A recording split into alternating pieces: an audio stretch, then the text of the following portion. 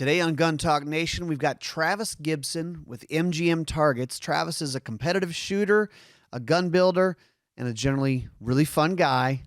Here we go. I'm Ryan Gresham, and this is Gun Talk Nation.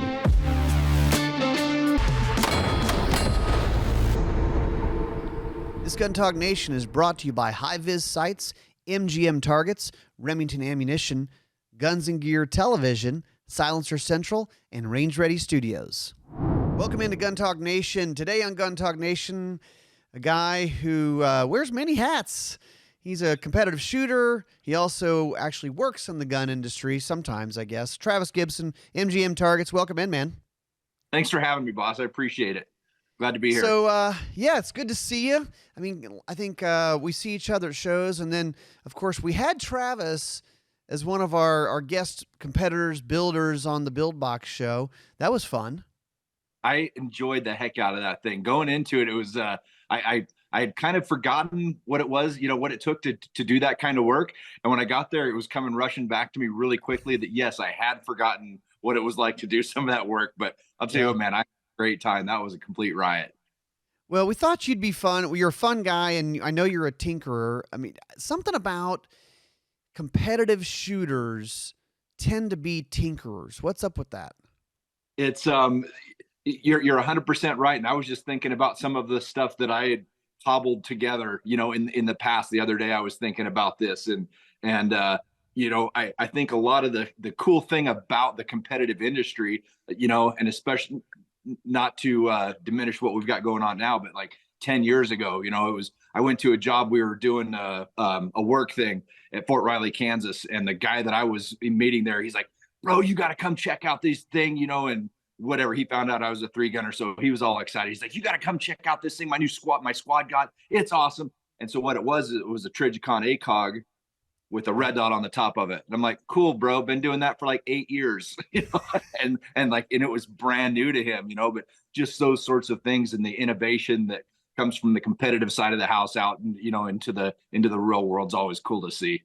Absolutely. They say that about cars, right? They say the racers, and then all of a sudden 5 or 10 years later, that trickles down to some of what we see as far as like just in cars today.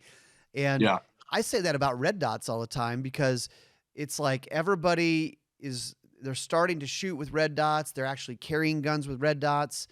And it takes a little while to get used to it. But I've said, look, competitive shooters and then like the top tier military guys, when you tell them you get to pick anything you want, like open division, pick anything you want to go fast and accurate, they put a red dot on a gun. Fact. Yeah, 100% all the time. Yeah, we're not doing iron sights and scopes anymore. It's, if you, like you said, if you want to be fast and accurate, especially for close stuff, red dots all the way. And it's measured, especially when it comes to competitive shooting. So it's like, it's not a debate. Somebody could go, well, I'm not really as fast with a red dot. Well, you just need more time on it because it's absolutely better. 100%. Yes, that is exactly right.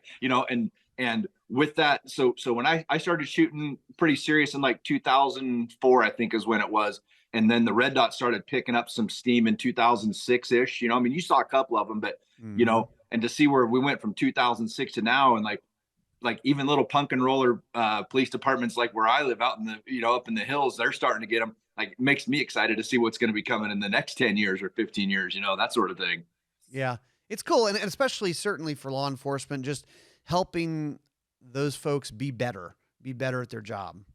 Yeah, that's 100% right. Yeah. And out of all the things that have come through from the competition side of the house and gone into law enforcement, about helping dudes be safer and do better at their job. I mean, like, I honestly can't think of something that's been more beneficial than a red dot sight. I mean, just like everything about it, getting them up to speed faster. And a lot of us who complain about the red dot, it's only because you're so used to shooting iron sights that you're having to change a little bit of your sight picture, your grip, or whatever it is, your presentation, especially on pistols, of just getting used to it. But for officers that are starting out who weren't necessarily gun people and they start with a red dot, they don't have any like habits of looking for the front sight or anything like that.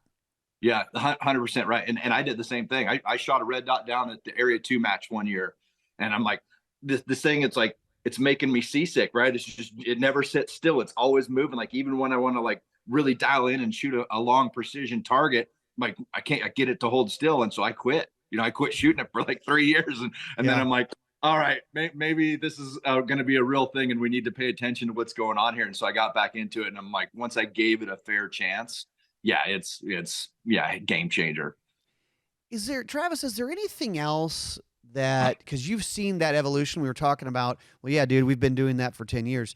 Is there anything else that you've seen adopted in the competition side of things? Because you guys are always the first tinkerers to say, how can I get a little bit faster or a little bit more accurate?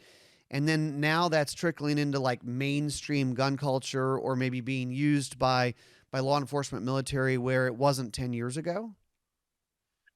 I don't, man, that the red dot's just such a, I mean, that thing is so overwhelming. I really don't know.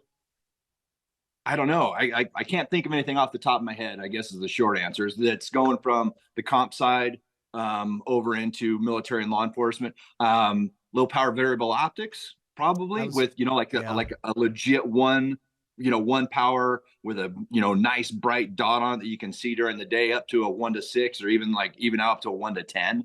And I've shot that scope a lot, and it's legit. So, I know that there's some departments and agencies and units that are going to the LPVOs.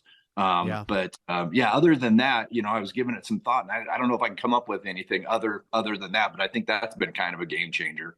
Yeah, I agree. And also, just to add to that, the LPVOs, but also having a switch on magnification. I mean, you guys have the switch view, right? Yeah, yep. So yeah, yeah, the switch view, basically it's just a little ring that clamps onto the magnification ring of your scope, and it's got a little, we've actually got them in a couple of different sizes, but it's just a little lever that sticks up. So when you're on 1 power and you want to be on 10 power, instead of doing this, you just kind of jam it over there. And it's one of those things where it's funny because my dad tells a story, and he's like, when Trav came to me with this and he wanted to start building this thing, I thought, great, just one more piece of garbage to hang off my gun. And now he's like, and now I have one on every single piece of glass that I own. He says, I Yeah. mean, and it's true. I mean, once you sort that out and figure out what that's all about, yeah, you're kind of like, I don't know what to do with this thing. There's no lever to push it around. Right. Well, and also it's not, I mean, I was kind of thinking about LPVOs, but it's not just for that. I mean, it could be a 5 to 25 scope. And if it's a good scope, it's going to be somewhat tight. It's going to be helpful to be waterproof and all that stuff. And Yeah, and actually adjusting the magnification ring can be kind of tight and tough to move it depending on what position you're in. If it's raining, your hands are wet. yep, So having just a little bit of a lever where it's big motor skills, where you just monkey hand this thing and you yeah, don't, and you can, and also, I mean, you do it, I do it. I mean, heck, my 11-year-old a couple years ago, she's doing a long range shooting course, and she picked it up so quickly to go, low magnification, find the target. Okay, high magnification, now we're going to shoot it, right? So you're going yeah. back and forth and back and forth, and once you get used to it, that's kind of like a mode of operation. Yeah, and it's really, you're 100% right, and it was developed. I don't take credit for the development of this cool idea. I mean, it was somebody else's that had it, and they didn't want to do anything with it. So I'm like, okay, cool. I'm going to rock and roll with this thing. And so it was built specifically for the comp industry, for competitive shooters and those sorts of things. But I mean, honest to goodness, other than OEM sales where we put some company's logo on it and sell it to them, and then they sell it direct to the customer.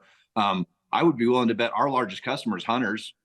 I Mm-hmm. mean, just because, and it's taken, I find this hard to believe. It's taken like 10 years for people to get this sorted out. Like, well, hey, there is this thing that's actually a pretty good little tool that I can use. And I don't want to say FUDs, but guys that don't shoot comps and don't understand what that whole side of the sport is about, but they like, all they want to do is hunt, but they figure like, I can do this with mittens. or I Yes. can, or I mean, older guys, whatever, older shooters that, maybe a little arthritic and, get jammed up and like, you know, crispy fingers when it gets cold outside. I mean, like you said, use the heel of your hand to push that thing around. And, then all you got to do is make sure your trigger finger's warm. Yeah. But Yeah. yeah. Yes. That's another good use.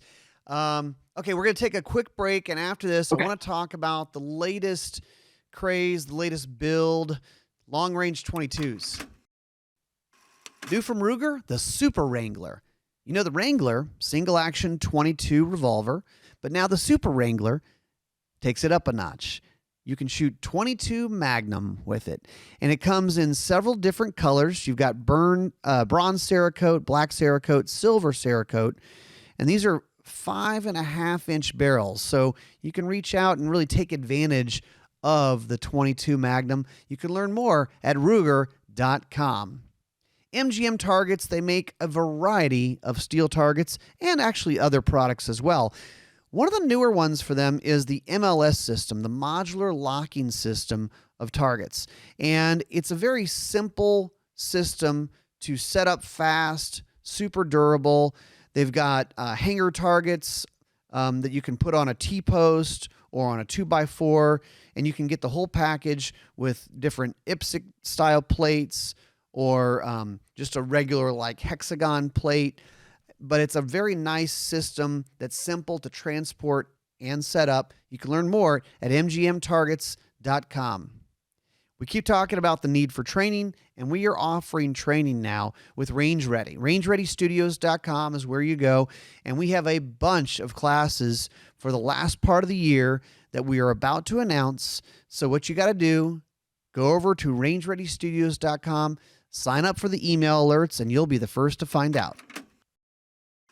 All right, welcome back. So during the break, I'm taking a sip of water, and it's from this new pint glass that says Gun Talk Nation because our producer Benjamin, has been designing the set. It looks amazing, and he's like, "I found these glasses with bullets going through them, and I want you to use this." I'm like, "All right, fine, Benjamin. I'll put away my other my cup with all the stickers on it. I'll use the Gun Talk Nation branded." Yeah, right. The Right. sticker. What is?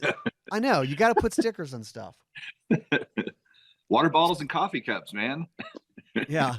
So, dude, I saw on your Instagram that you've been messing with like Accurized 22s. Was this a build that you did? Yeah. So what it was there's a company out there, Zermatt, and they're building, basically what they're building is actions.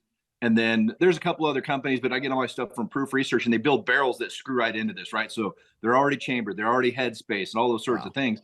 So I mean, it's literally, as long as you have a barrel vise and a action wrench, you can be changing calibers like it's nobody's business. So when I saw that they came out with that 22, and I'm like, well, I don't want to buy a new chassis, and this, that, and the other. And they're like, no, it goes in a Rem 700. I'm like, okay, Oh, cool. wow. So I had to check this thing out. So magazines for, I mean, it's a 1022, but I mean, we're talking about a bolt action, right, with a pre-fit barrel that goes onto it, and it's going in I don't want to say an $1,800 chassis, but it's going in an $1,800 chassis, right? Look, I mean, like, there's no such thing as a cheap hobby, okay?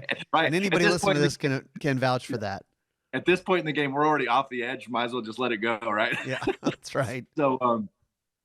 So I started playing with this thing, and I mean, and initially my thought was to build this thing for positional shooting for precision long range matches, because I mean, it's like I can literally, like, I'm done with this action and this barrel with a 22, and now I'm putting in my 6 Creed or whatever else you want to put in there. Same chassis, so it's the same exact positioning and all those sorts of things. And I think I'm running some like 40 grain subs out of this thing with a can on it. So in the backyard, it's really, really quiet. I mean, it's literally like air gun volume, right? And with good ammo in it, I mean, the thing's shooting, honest to goodness, probably like a 0.1875 out to out at 50 yards. Now we're shooting at 50 yards, right? But at like a 0.1875 5-round group. at 50 yards. Holy Yeah, so smokes. I mean, it's just a hammer. One of my good buddies was telling me about this, and I told him, I'm like, well, what should I be practicing on with this thing? And he's like, just practice at like 70 yards with this thing.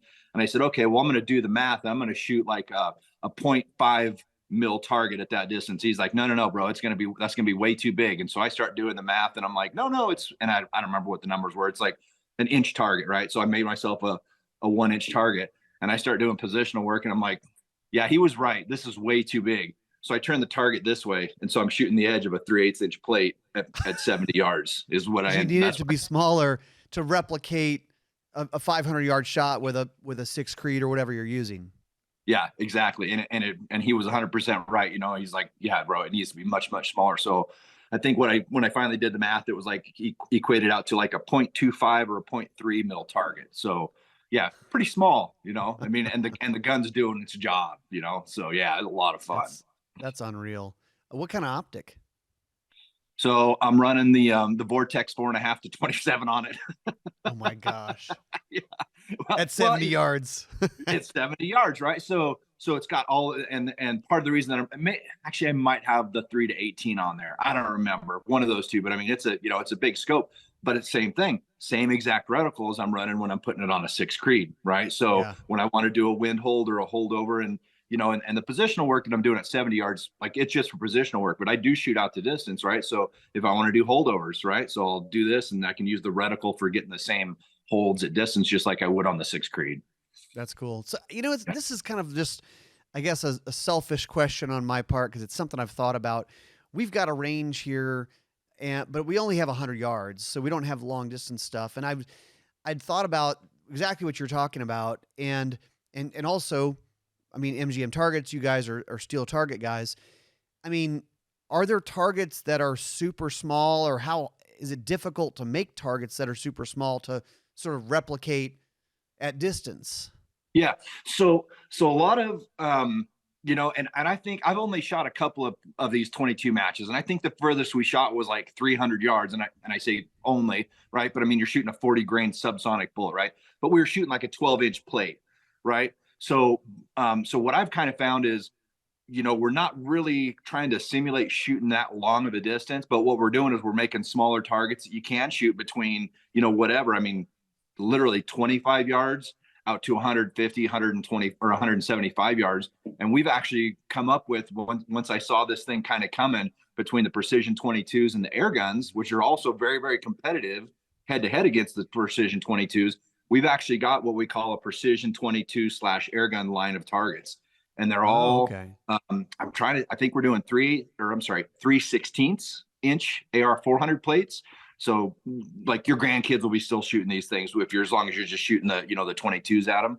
Yeah. And so yeah, they're little targets. We've got them, little tiny guys, and we wanted to make this thing that was something that was super easy to set up and a lot of target options, right? So we've got like a little rack, and we've got gophers and bears and robins and Awesome. turkeys and chickens, and all the stuff to go on it. And like you can literally mix and match. I think we've got probably 40 or 50 different shapes and configurations that you can put together on this thing. That's awesome. And it's not as Yeah. heavy, I guess, because you don't have to have the big heavy steel. No, it's literally like I can take like 6 targets in my hand like this and 6 in this hand and go set up an entire stage. Yeah, it Yeah. takes you longer to walk there than it does to get them all gathered up, Yeah, That's great. That's yeah, great. yeah. And it It's a kind of rock. enables you to like have a way to mount it and all that stuff, even with small targets.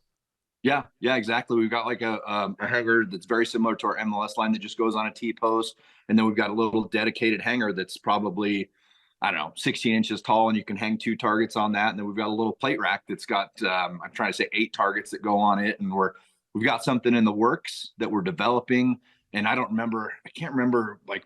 Are you familiar with like the biathlon where they've got the plate, Oh, right, and they shoot through the plate and then the the little target? the little hole in the middle.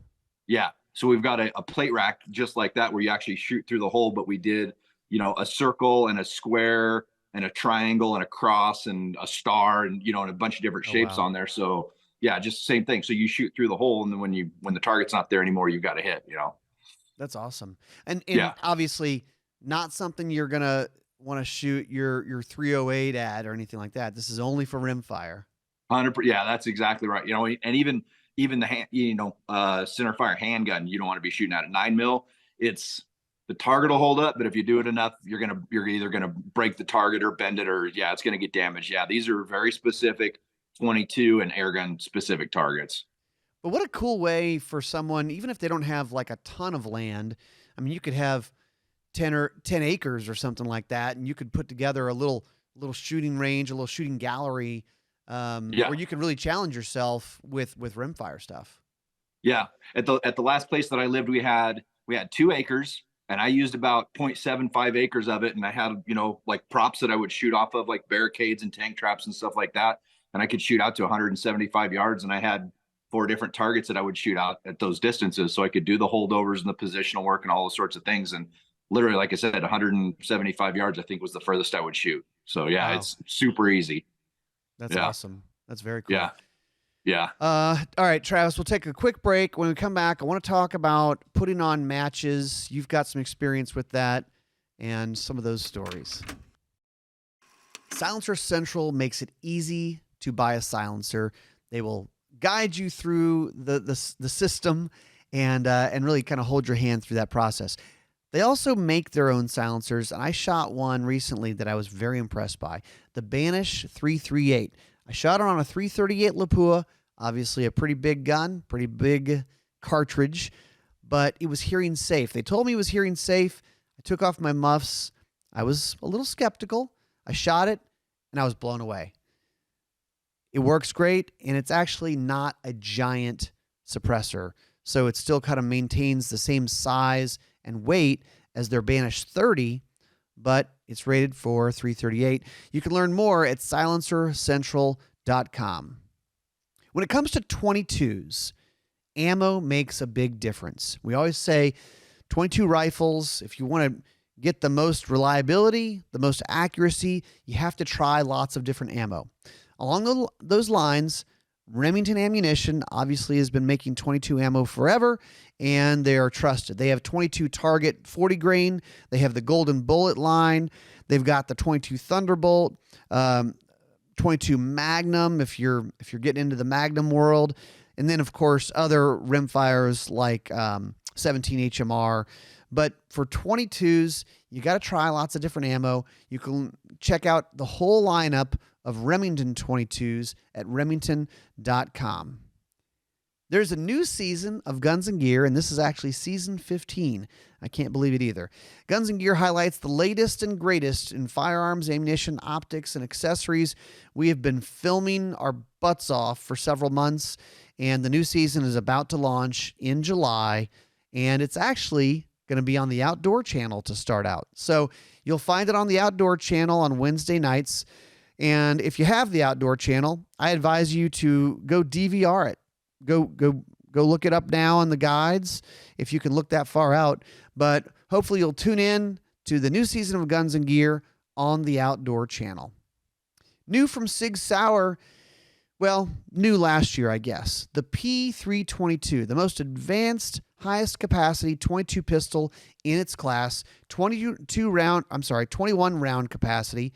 Optic ready, removable rear sight plate. It's also suppressor ready. It actually includes a threaded barrel adapter. It has a very nice trigger with interchangeable trigger shoes. You can swap between a flat or a curved trigger. And it has fiber optic sights, ambidextrous controls. It's a gun that feels like your real pistol, your real SIG 22 pistol, or your real SIG like full-size pistol. And I think it's going to be a really good trainer for a lot of people, or just getting somebody new into shooting with a more modern style pistol. So you can learn more over at sigsauer.com. All right, so we're back. We're talking during the break, but like something about competitors. If you ain't cheating, you ain't trying. Something like that, Yeah, Travis. something like that. So you decide to bring. So how does that work? You bring a PCC to a pistol match? Is it just like it has to be pistol caliber? That's 100% correct. Yeah, it was I had a full knee replacement in April, and so I'm getting super claustrophobic sitting around the house and cabin fever. So the local gun club, they do a 4-stage steel challenge match once a month, and so I got this new PCs that I've literally never shot, so I'm going to go take it out there, and so yeah, I beat everyone with my rifle at a pistol match. So yeah, kind of cheating. You're just a bully, man. That's exactly right. Show up and take all the new kids' money. Hey, you got to teach them a lesson. That's right. Keep them in their place. So one of the matches, you've been involved in matches for years and years, and not just participating but putting them on.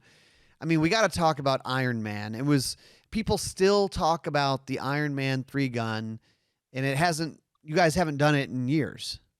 Yeah, I think I was trying to remember the other day. I think the last year that we did it was 2015, and then the following year I had kind of like an Ironman long range match. But yeah, I think I'm trying to say that was the 21st year that consecutive that we done it in a row. The last year that we held it. So Really, yeah, that long? yeah, it had been a while. At that point in the time, the only other match that had run consecutively longer than ours was the Rio Salado Superstition Mystery Mountain 3-gun. So Yeah, yep. I think they're still doing that one, right? Yeah, yep. They've been going at it hard and fast ever since. Yeah. I mean, Rio Salado is probably one of the most active gun clubs in the country, probably, right? Yeah, only place I know you can go shoot a pistol match every day of the week, literally. Yeah. Yeah. Down there in Mesa, Phoenix Yep. area. Yeah. Yep, just outside of Phoenix. Yeah. So, I mean, if someone says, "So, what was the Iron Man?" I mean, how would you describe it? It was really long stages with a whole lot of shooting. Yes. That's I mean, pretty a much regular 3-gun match, regular stage. What would be like an average length of time to shoot a regular 3-gun stage? 90 seconds, Okay. maybe. I mean, you're running a gun for 90 seconds, which is fun and exciting. Yeah. But the stuff you guys set up for Iron Man was like what?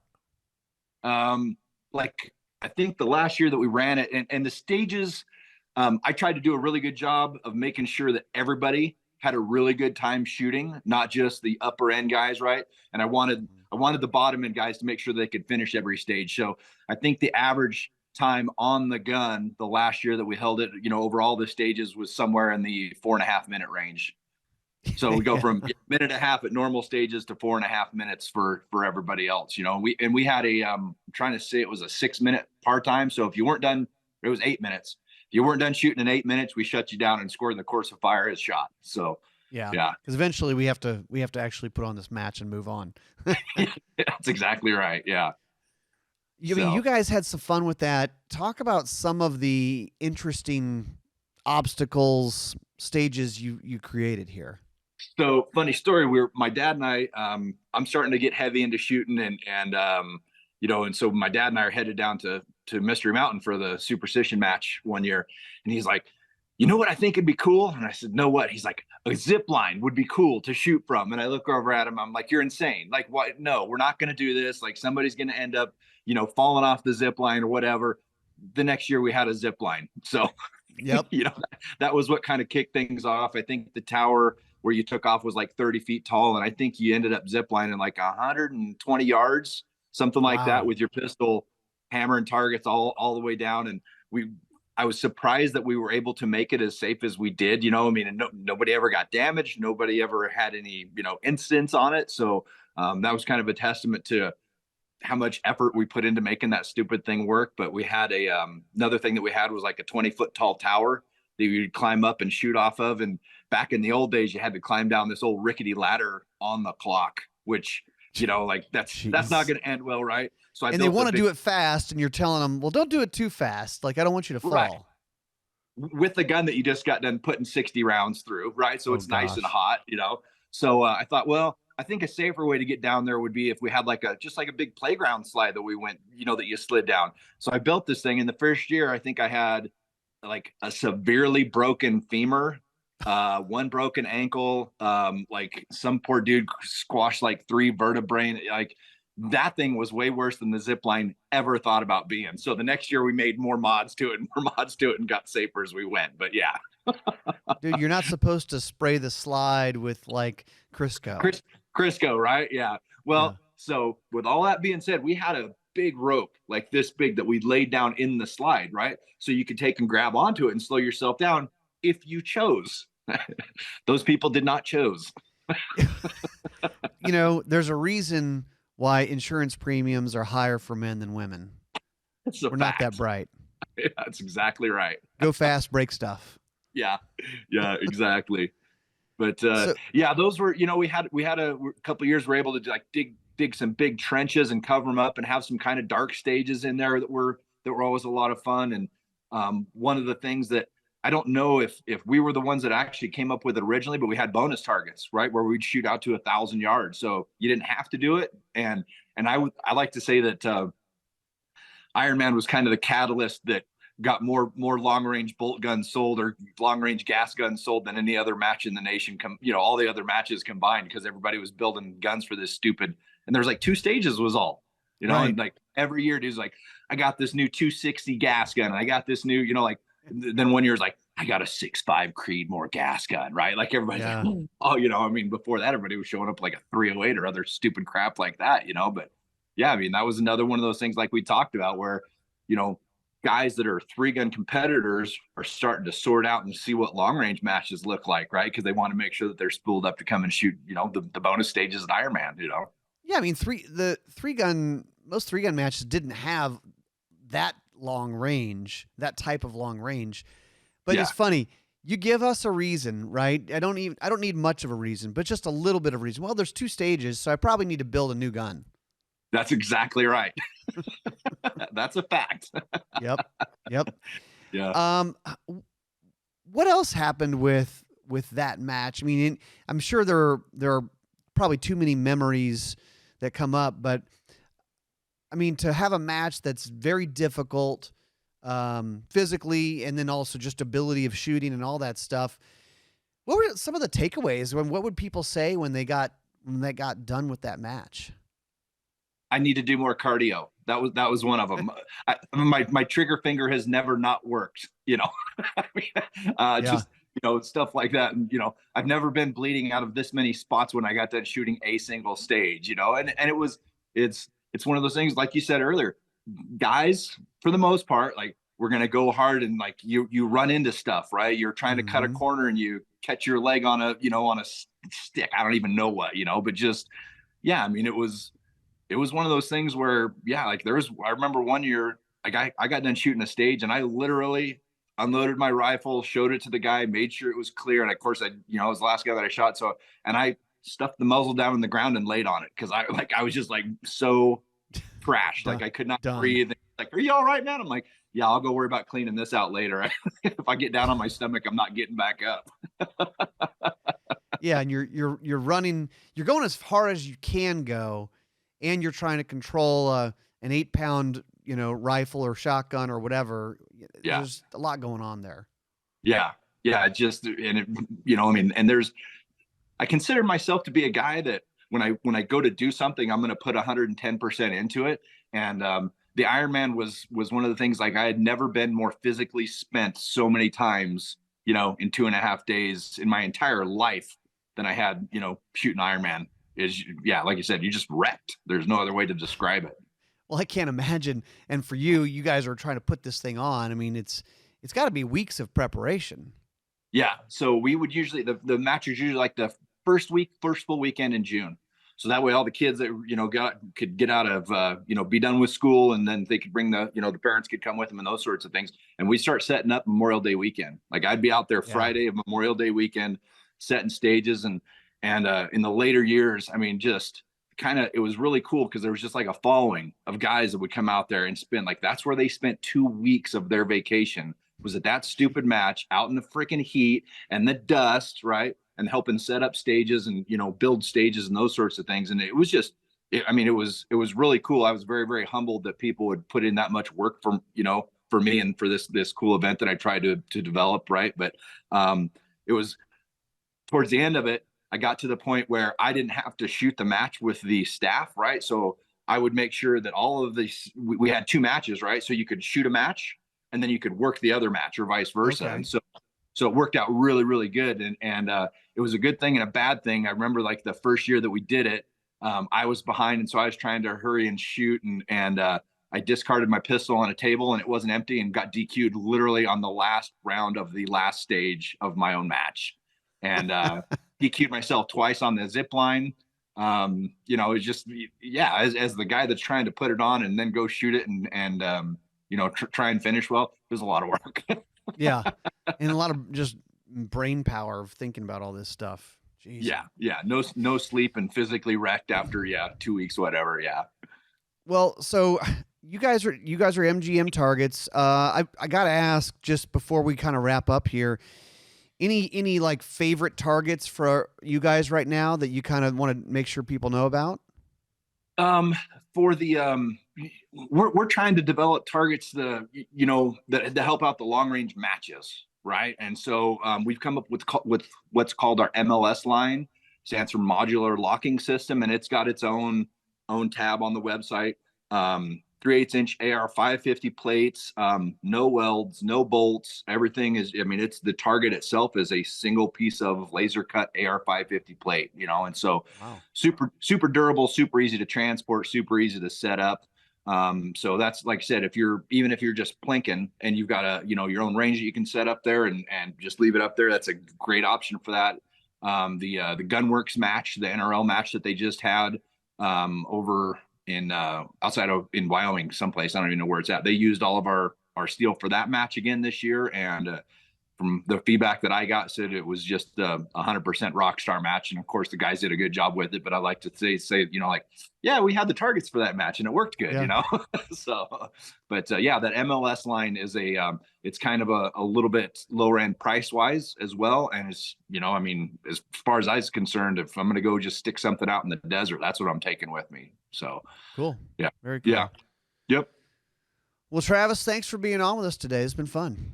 Yeah, man, it's always a good time. I enjoy getting to spend time and hang out with you guys. Yeah, always good to talk to you. And obviously, you should wear eye protection when you're shooting guns, regardless, but especially if you're shooting steel, guys. Just a little extra safety tip for you. All the time, without fail.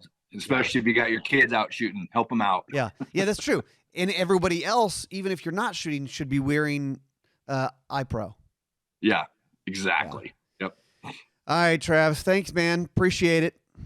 Yep. Thank you. I appreciate it, man. Have a good day. All right, that's it for us. We'll see you guys next time on Gun Talk Nation.